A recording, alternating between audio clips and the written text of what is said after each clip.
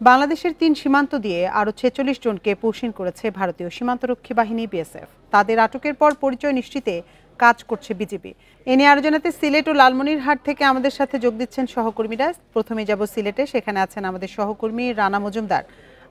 রানা, যাদেরকে বিভিন্ন সীমান্ত দিয়ে পুশিন করা হয়েছে তাদের পরিচয় সম্পর্কে বিজিবি কিছু জানতে পেরেছে কিনা?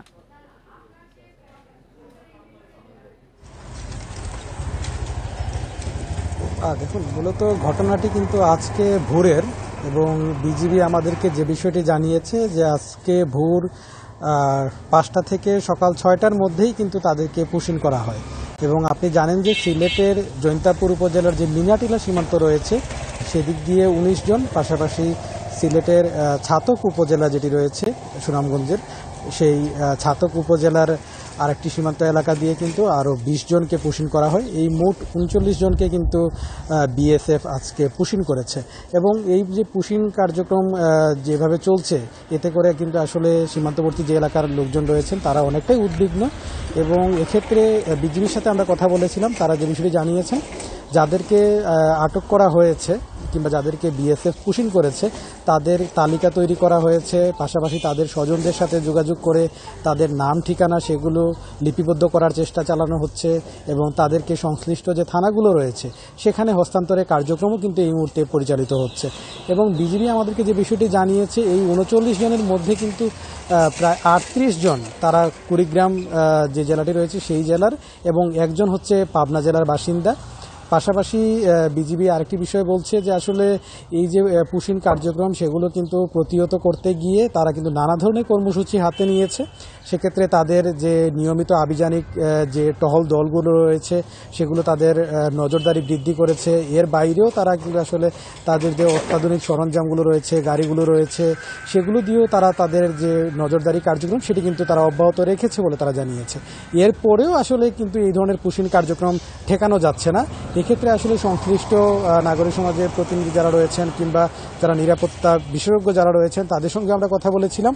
তারা যে বিষয়টি বলছেন যে এক্ষেত্রে মূলত আসলে বিজিবি এবং বিএসএফ এর মধ্যে আসলে কোনো ধরনের বৈঠক কিংবা সরকারের কূটনৈতিক পর্যায়ের কোনো ধরনের বৈঠক, এই ধরনের বৈঠকে আয়োজন করার প্রয়োজন বলে তারা মনে করছেন। এবং তারা বলছেন তা না হলে এইভাবে আসলে প্রতিনিয়ত সিলেটের বিভিন্ন সীমান্তে দিয়ে কিন্তু আমরা দেখতে পাচ্ছি যে পুশিনের ঘটনাগুলো ঘটেই যাচ্ছে। তো এক্ষেত্রে মূলত আসলে বেশ উদ্বেগ প্রকাশ করেছেন যে নাগরিক সমাজের প্রতিনিধি যারা রয়েছেন, বিশেষ করে সীমান্তবর্তী এলাকার লোকজন বলছেন যে প্রায়ই হচ্ছে এভাবে বিএসএফ কর্তৃক কিন্তু এইভাবে পুশিনের ঘটনাগুলো ঘটছে, এবং তারা প্রতিহত করতে গেলে সেক্ষেত্রে বিজিবি সদস্যরাও তাদের সাথে এগিয়ে আসেন, তাদেরকে সহযোগিতা করার চেষ্টা করেন। তবে সেটি আসলে একমাত্র পদক্ষেপ নয়, এবং এক্ষেত্রে এটি বলছেন তারা একেবারেই অপ্রতুল পদক্ষেপগুলো নেওয়া হচ্ছে। এবং এক্ষেত্রে মূলত তারা চাচ্ছেন যে সরকারের যে উঁচু পর্যায়ের যে বৈঠকগুলো বিজিবি বিএসএফ এর মধ্যে পতাকা বৈঠক কিংবা কূটনৈতিক পর্যায়ের বৈঠক, সেগুলোর উপর কিন্তু তারা গুরুত্ব আরোপ করেছেন।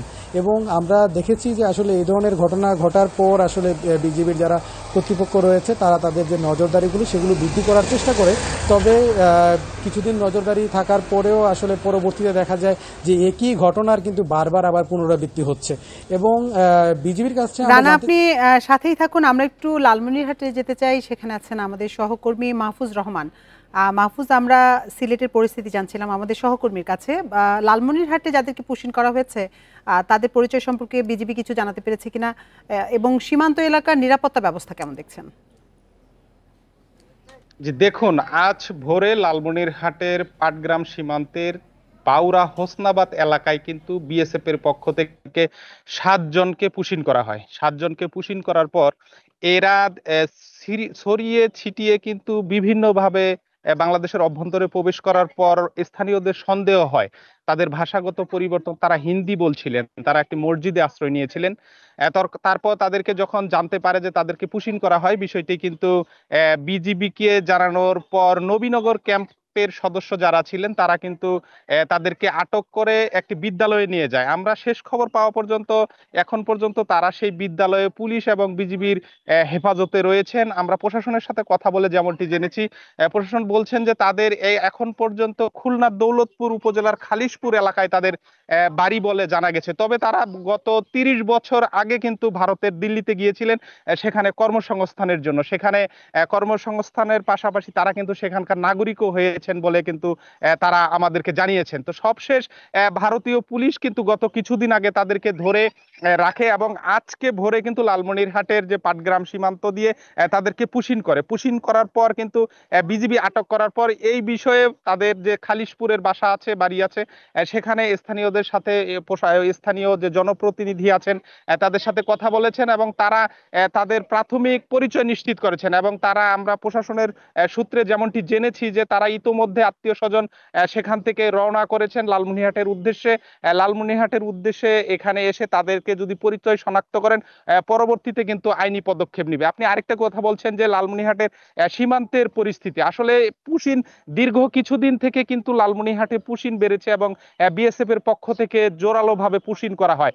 আমাদের লালমনিরহাটের যে 15 বিজিবির সিও লেফটেন্যান্ট কর্নেল মেহেদি ইমাম তার সাথে কথা বলেছে, তিনি কিন্তু বিএসএফ কে কড়া প্রতিবাদ জানিয়েছেন। বাংলাদেশের নাগরিক যদি হয়, বৈধ নাগরিক হয়, তাদেরকে বৈধ পথে বাংলাদেশে প্রবেশ করানোর জন্য কিন্তু অনুরোধ জানিয়েছেন বিজিবির পক্ষ থেকে বিএসএফ কে। তবে বিএসএফ এই কথাটি কখনোই মানছেন না।